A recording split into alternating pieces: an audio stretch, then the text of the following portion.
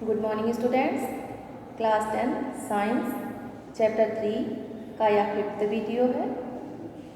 पिछले वीडियो में आप सब पढ़े थे एक्वारेजिया के बारे में और रिएक्टिविटी सीरीज के बारे में। आज आप सब पढ़ेंगे धातुएं और अधातुएं कैसे अभिक्रिया करती हैं, अक्रिय गैसें क्या हैं, रासायनिक बंध क्या है और रासायनिक बंध बनने के क्या कारण हैं। तो सबसे पहले हम लोग पढ़ लेते हैं धातुएं और अधातुएं कैसे अभिक्रिया करती हैं। धातु और अधातु के बारे में आप पिछले लेक्चर में पढ़ चुके हैं। धातु अधातु से अभिक्रिया करके आयनिक यौगिक बनाती है, आयनिक यौगिक का निर्माण करती है।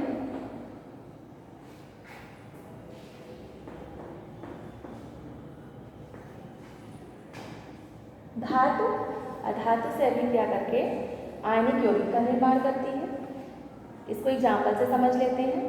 आप किसी धातु को ले लीजिए, जैसे सोडियम धातु,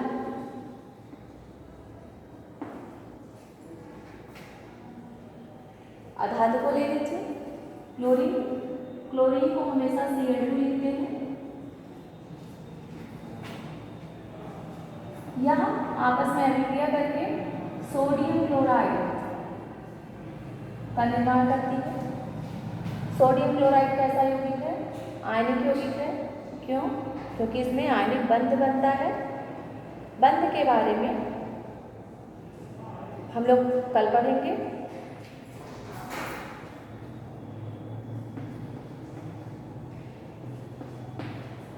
धातुएं और धातुएं आपस में अभिक्रिया नहीं करती।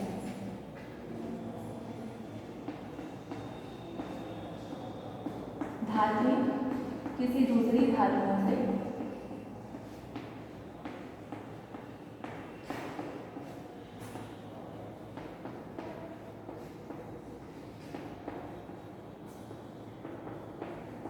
अभिक्रिया नहीं करती।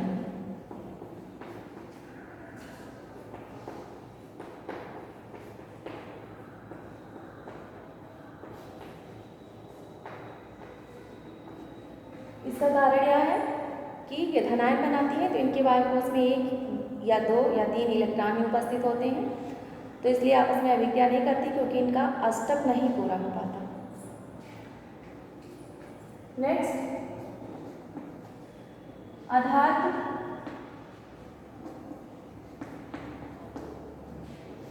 अधातु से अभिक्रिया करके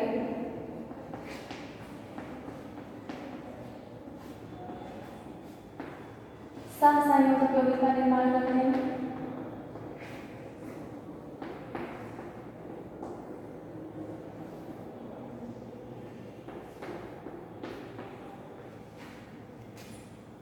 अधातुओं के साथ अभिक्रिया करके सहसंयोजक यौगिक का निर्माण करती हैं।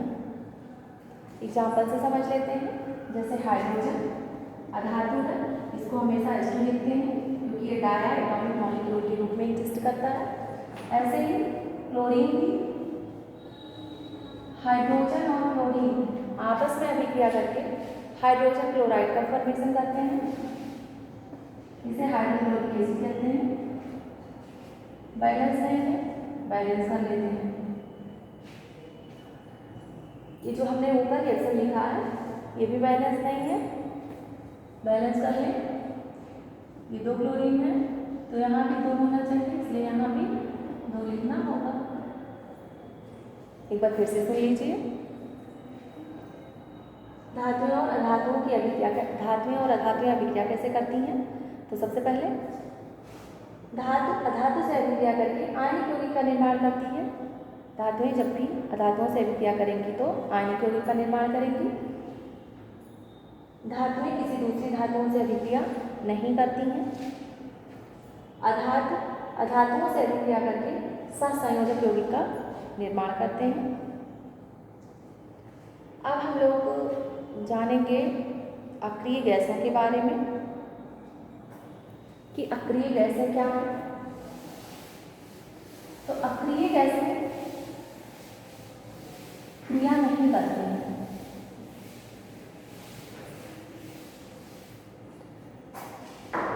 मॉडर्न पीरियोडिक टेबल में, आधुनिक आवर्त सारणी में, अगर आप लोग आधुनिक आवर्त सारणी देखे होंगे तो उसमें अक्रिय गैसें 18वें वर्ग में रखी गई हैं।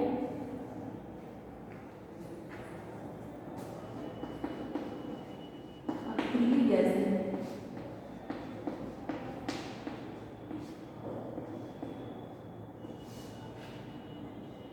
ये आवर्त सारणी में 18वें वर्ग में रखी गई है। Helium, neon, argon, krypton, xenon, radon और मेसॉन। ये अक्रिय गैसें हैं। ये क्रिया नहीं करती हैं। ये क्रिया क्यों नहीं करती हैं? क्योंकि इनके बाह्य कोश भरे होते हैं, परिपूर्ण होते हैं, इसलिए ये क्रिया नहीं करती हैं। तो हम लोग इनका परमाणु क्रमांक देख लें और इनका इलेक्ट्रॉनिक विन्यास देख लेते हैं। हीलियम का होता है 2, neon 10, argon 18, krypton 36, xenon 54, radon 86 और मेसॉन 118। इनका इलेक्ट्रॉनिक विन्यास देख लेते हैं। 9th में आप सब K11 का इलेक्ट्रॉनिक विन्यास पढ़े होंगे, इसलिए हम लोग वही देख लेते हैं। हीलियम के K शेल में 2 electron, neon 2 8, argon 2 8 8, krypton 2 8 18 8, 18 2 20 8 28 2 30 6 36, 2 xenon 2 8 18 32 18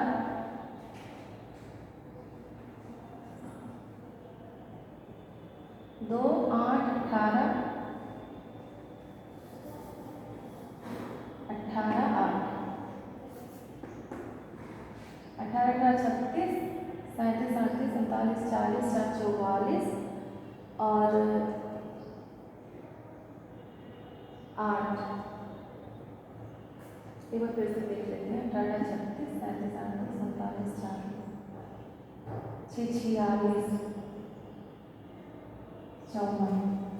अब इसका देखिए 2 8 18 32 18 8।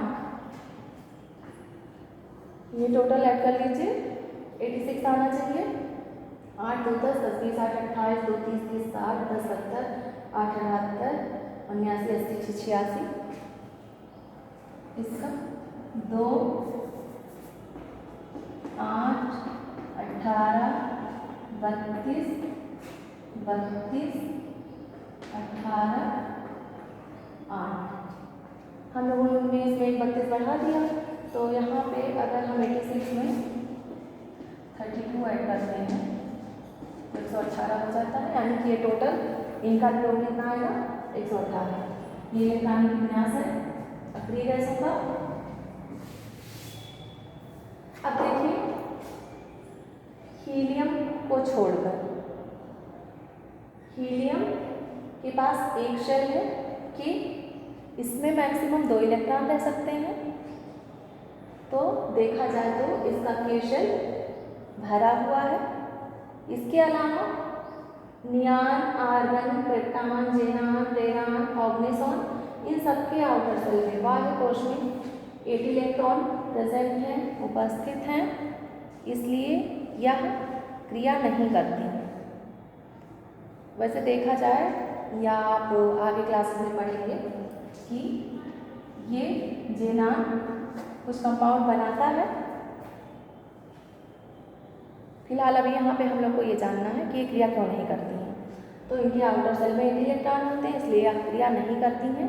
हीलियम को छोड़कर, हीलियम के पास एक ही शेल है जिसमें 2 इलेक्ट्रॉन हैं, तो यह भी परिपूर्ण है, इसमें और इलेक्ट्रॉन भरे नहीं जा सकते क्योंकि के शेल में मैक्सिमम 2 इलेक्ट्रॉन ही रह सकता है, इसलिए यह भी अक्रिय गैस है। तो सभी परमाणु क्या चाहते हैं? अक्रिय होना चाहते हैं, इसलिए वह रासायनिक बंध बनाते हैं। परमाणु क्या चाहते हैं? एलिमेंट तत्वों के परमाणु चाहते हैं कि वह क्रिया ना करें, अस्थायी हो जाएं, इसलिए वे क्या करते हैं? रासायनिक बंध बनाते हैं। तो रासायनिक बंध को आप ऐसे परिभाषित कर सकते हैं कि तत्वों के परमाणु आपस में एक लिंक द्वारा जुड़ते हैं, अट्रैक्शन फोर्स द्वारा जुड़ते हैं, उसे रासायनिक बंध कहते हैं।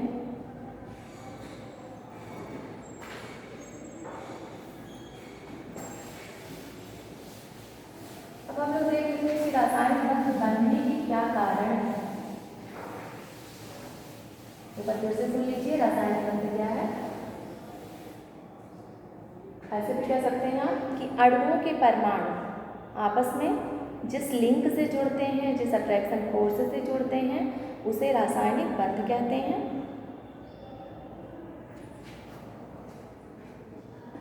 रासायनिक बंध बनने के कारण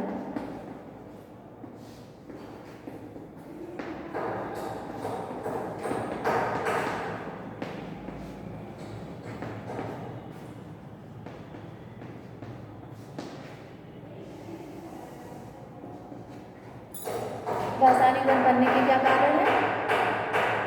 अभी मैंने आपको बताया कि परमाणु अस्थायी होना चाहते हैं, इसलिए वे रासायनिक बंध बनाते हैं। रासायनिक बंध बनाने के लिए वे दूसरे परमाणुओं से या तो इलेक्ट्रॉन का स्थानांतरण करते हैं जिससे बंध बनाते हैं, या इलेक्ट्रॉनों की साझेदारी के द्वारा बंध बनाते हैं। इस तरह से वे अक्रिय गैसों की इलेक्ट्रॉनिक संरचना प्राप्त कर लेते हैं और अस्थायी हो जाते हैं। एक बार फिर से सुन लीजिए, रासायनिक बंध बनने के क्या कारण है? परमाणु अक्रिय गैसों की इलेक्ट्रॉनिक संरचना प्राप्त करके अस्थायी होना चाहते हैं, इसलिए वे रासायनिक बंध बनाते हैं। या आप ऐसे भी कह सकते हैं कि वे अष्टक के नियम का पालन करना चाहते हैं, या पालन करते हैं अस्थायी होने के लिए, इसलिए वे रासायनिक बंध बनाते हैं। रासायनिक बंध के बारे में हम लोग नेक्स्ट वीडियो में पढ़ेंगे। आज के लिए बस इतना ही। धन्यवाद।